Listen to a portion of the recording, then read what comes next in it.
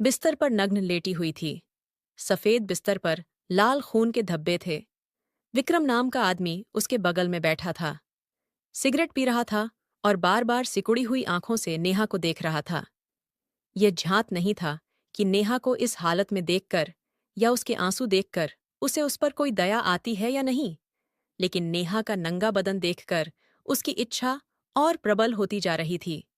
शाम के 11 बजे से रात के 2 बजे तक नेहा के साथ अपनी वासना पूरी करने के बाद विक्रम को पता नहीं क्यों चैन नहीं मिलता। अब वो नेहा को फिर से चाहता था। सिर्फ एक रात नहीं, बल्कि अब से हर रात। विक्रम ने अपनी तीसरी सिगरेट नीचे रखी और नेहा को फिर से अपने करीब खींच लिया। प्रेम से नहीं, बल्कि आनंद से। और नेहा के शरीर में हिलने डुलने की जरा सी भी ताकत नहीं थी। वह चुपचाप आंसू बहा रही थी। वह बस एक ही बात सोच रही थी, क्या अब जिंदगी की रातें ऐसी ही होती हैं? इतनी सारी मशीनें भोर होते होते विक्रम थक कर नेहा की छाती पर लेट गया और नेहा कुछ समय पहले की बात के बारे में सोचने लगी। नेहा नई दुल्हन की तरह सजी धजी लिविंग रूम में बैठी थी। उन्होंने लाल कढ़ाई वाली जामदानी साड़ी पहनी हुई थी। उनके लंबे बाल उनकी पीठ पर खुले थे। उन्होंने भारी सोने के गहने नहीं पहने थे, बल्कि एक छोटी सोने की बाली, एक सोने की चेन और हाथों में 2 पतली चूड़ियां पहनी हुई थीं। ऐसा नहीं था कि उसके ससुराल वालों ने शादी में उसे गहने नहीं दिए। कुछ समय पहले नेहा ने लाल और सुनहरे रंग की सूती साड़ी पहनी हुई थी और उसका शरीर सोने से ढका हुआ था। ससुर को विदा देकर आंखों में आंसू लिए वह कुछ ही देर में ससुराल लौटी तो उसकी ननद अचानक आई और बोली, नहीं, इस नई भाभी की बात सुनो। भैया बोली, तुम्हें यह भारी साड़ी और गहने लोगों को दिखाए हुए बहुत दिन हो गए। अब नहा लो, आटा झाड़ दो और यह सारे भारी कपड़े उतार कर कुछ हल्का पहन लो। पूजा की बातें सुनकर नेहा ने चुपचाप सिर हिला दिया। पूजा तुरंत नेहा के कान के पास आई और फिर बोली, जल्दी से कुछ गर्म बातें पढ़िए। पूजा की बातें सुनकर नेहा का शरीर कांप उठा। उसकी भाभी ने क्या कहा? नेहा ने एक क्षण के लिए भौहें सिकोड़ी और पूजा मुस्कुराते हुए कमरे से बाहर चली गई। नेहा केवल 22 वर्ष की थी। हालांकि आज के आधुनिक युग में इस उम्र में लड़कियों को रात के बारे में जाने के बारे में सब कुछ पता होता है, लेकिन नेहा इस बारे में बहुत भोली थी। बसरा में रात को क्या होता है, कैसा है, नेहा को कुछ भी पता नहीं चला कि दूल्हे ने अपनी पत्नी के साथ क्या किया। उसकी सौतेली माँ ने पहले ही उसकी शादी तय कर दी थी। उसे इस बात का कोई अंदाजा नहीं था कि विक्रम किस तरह के व्यक्ति हैं, उनका मानव स्वभाव कैसा है। नेहा को अभी तक यह भी नहीं पता था कि उसका दूल्हा कैसा दिखता है। इसके अलावा उसे इस बात की भी चिंता थी कि उसकी शादी की रात वह उसके साथ क्या करेगा। ननद ने उसके बारे में ऐसा कहा। इन सभी तनावों को ध्यान में रखते हुए उन्होंने अपनी भारी साड़ी और गहने उतार दिए, जैसा कि उनकी ननद ने उन्हें बताया था, और अपनी माँ के कुछ गहनों के साथ लाल जामदानी पहन ली। बेचारी हमेशा की तरह बिस्तर पर बैठी कांप रही थी। तभी उसे एहसास हुआ कि कोई कमरे में प्रवेश कर रहा था। नेहा को यह एहसास हो गया कि यह उसका पति था। नेहा ने अपनी आंखें उठाईं और उस व्यक्ति की दिशा में देखा। नेहा की आंखों को तुरंत परम शांति मिल गई। वह अपने सामने इतना सुंदर आदमी क्यों नहीं पा सकेगी, और वह उसका पति है। वह एक पल में ही उससे प्यार कर बैठी।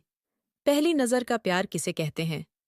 नेहा कुछ देर तक अपने पति को देखती रही। तभी अचानक उसे याद आया कि घर आने से पहले उसकी दादी ने उसे क्या सिखाया था। नेहा बिस्तर से उतरी, धीरे धीरे अपने पति के पास गई और उनका अभिवादन किया। तुरंत ही विक्रम का हाथ अपनी पैंट की जेब में चला गया। उसने अपना बटुआ निकाला। फिर उसने नेहा को थोड़ा ऊपर खींचा। अपने बटुए से 1000 रुपये के 10 नोट निकाले, यानी 10,000 रुपये, और नेहा को दे दिए। नेहा आश्चर्यचकित थी। वह आश्चर्य भरी निगाहों से अपने पति को देखती है और सोचती है कि उसकी दादी ने उससे कहा था कि शादी की रात उसका पति उसे जो भी दे, उसे खुशी खुशी स्वीकार कर लेना। लेकिन पैसा नेहा को कैसा लगा होगा, क्योंकि उसने अपनी भाभी से सुना था कि जो पति उपहार देता है वही उसकी पत्नी होती है। लेकिन क्या शादी की रात पैसा एक उपहार है, या क्या शादी की रात को पैसा उपहार के रूप में दिया जा सकता है? नेहा ने खुद से सवाल पूछा, लेकिन उसके पास जवाब नहीं था। जब नेहा इन बातों के बारे में सोच रही थी, विक्रम ने नेहा को ध्यान से देखा। हाँ, विक्रम ने अपनी पत्नी के रूप, शारीरिक संरचना और फिगर को बहुत अच्छी तरह से देखा है। वह चेहरा व आकृति सुंदर है, दूध सी सफेद त्वचा, लंबे रेशमी बाल, और यह आकृति बहुत गर्म है। आधार: विक्रम की पसंद उसकी पत्नी है। विक्रम एक अमीर पिता का इकलौता बेटा है। मेरी 2 बहनें हैं, एक बुजुर्ग जिसका नाम आरोही था और छोटी बहन का नाम पूजा है। विक्रम पेशे से भारत के एक बड़े अस्पताल फोर्टिस हॉस्पिटल के सीएफओ हैं। वह लड़कियों को प्रेम की वस्तु नहीं मानता, वह उन्हें उपभोग की वस्तु मानता है। हालांकि ऐसा सोचने के उसके पास अच्छे कारण हैं। उस कारण के बारे में मैं आपको बाद में बताऊंगा, अभी नहीं। काम के दबाव के कारण उसके पास कभी लड़कियों पर उतना ध्यान देने का समय नहीं था, इसलिए भले ही वह लड़कियों को उपभोग की वस्तु समझता था, विक्रम को उनसे भोग करने में ज्यादा रुचि नहीं थी। किसी लड़की को देखकर उसे कभी इतनी तीव्र शक्ति की अनुभूति नहीं हुई थी। आज पहली बार मैंने ताऊ नेहा को देखा। विक्रम की उम्र 32 साल है, यानी वह नेहा से 10 साल बड़ा है। विक्रम के पिता श्री राजेश कुमार ने विवाह के लिए दबाव डाला, क्योंकि उन्हें लगा कि उनके बेटे की उम्र विवाह के लिए सही है। उसके बेटे को दुनिया की परवाह नहीं है, इसलिए अगर जिम्मेदारी उसके कंधों पर आती है तो विक्रम दुनिया की परवाह करेगा।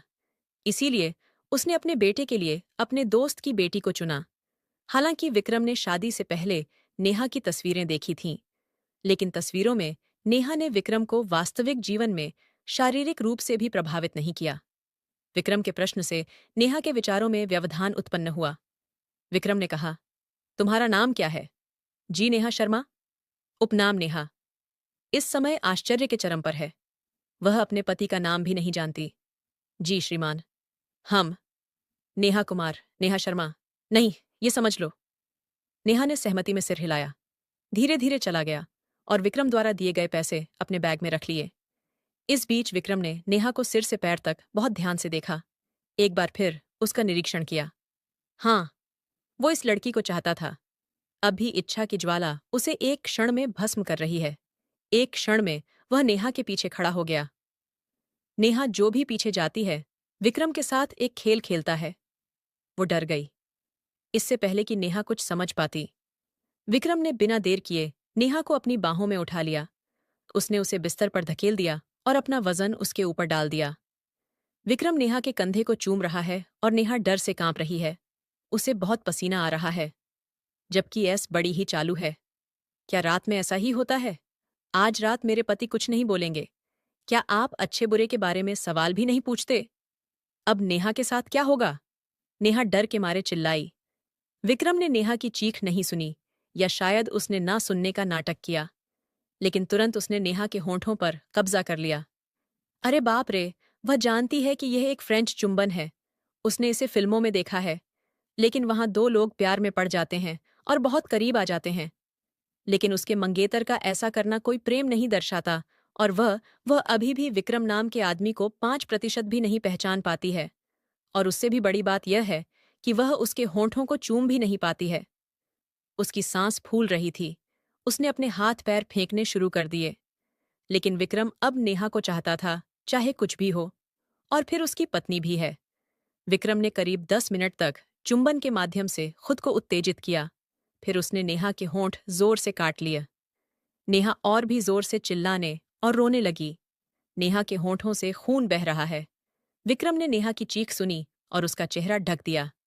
चुप रहो, गति कम करो, और इतना रोना धोना क्यों हो रहा है? नेहा का रोना और भी बढ़ गया। विक्रम अब अपनी भौहें उठाता है, नेहा की ओर देखता है। नहीं, नेहा के चेहरे की ओर नहीं, बल्कि नेहा की छाती की ओर। फिर जो भी साड़ी का किनारा हटाने वाला है, नेहा ने कहा, आप क्या कर रहे हो? मैं बहुत डर रही हूं। कृपया मुझे कुछ समय दीजिए। मैं इन्हें समझ नहीं पा रही हूं। कृपया मुझे थोड़ा समायोजित करने दीजिए। इस बार विक्रम का मूड खराब हो गया है। ये लड़की क्या बोल रही है बाबा? अब तो बहुत कुछ बोल सकती हैं, लेकिन इसका कोई फायदा नहीं है। ये कहते हुए विक्रम बिना एक क्षण भी इंतजार किए नेहा पर कूद पड़ा। उसने नेहा के शरीर से साड़ी खींच ली। उसकी आंखों में भोर की रोशनी चमक उठी और नेहा अपने विचारों की दुनिया से अलग हो गई। नेहा ने पूरी रात बिना सोए बिताई। विक्रम अभी भी उसकी छाती पर गहरी नींद में सो रहा है।